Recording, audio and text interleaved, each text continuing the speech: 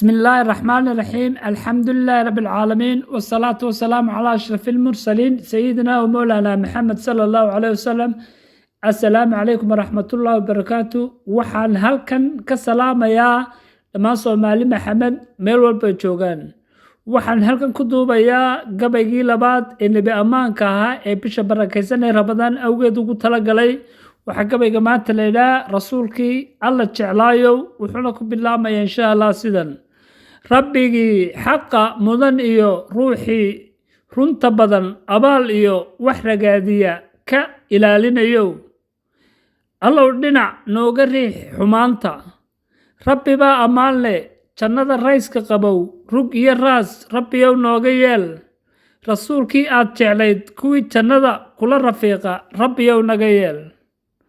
ruuxii xaqa raacee raynrayn ku noolee rafaadka adduunka ka raystee naf kastaana raad bay ifka ku reebtaaye. rabbi baa ammaan leh jannada rayska qabow rug iyo raas rabbiyow nooga yeel. rasuulkii aad jeclayd kuwii jannada kula rafiiqa rabbiyow naga yeel. waxaana ragaadshay ibliis raba inuu cadaab nagu rido. rabbi baa ammaan leh jannada rayska qabow rug iyo raas rabbiyow nooga yeel.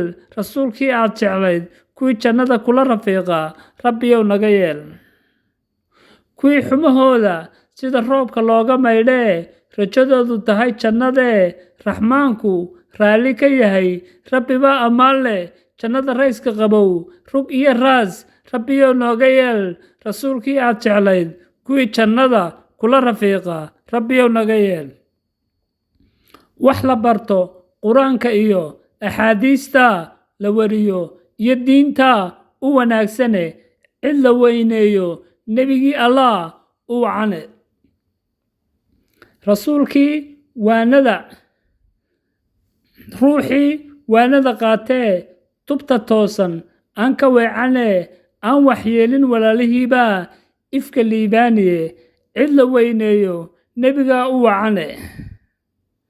waxa wakhtiga la siiyo wacdiga allah u wacane.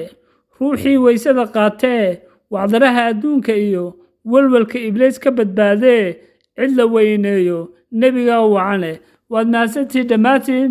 waxaan leeyahay allah haynaga aqbalo acmaasha khayrka le insha allah walaalayaal. wasalaamu calaykum waraxmatullaahi wabarakaatu.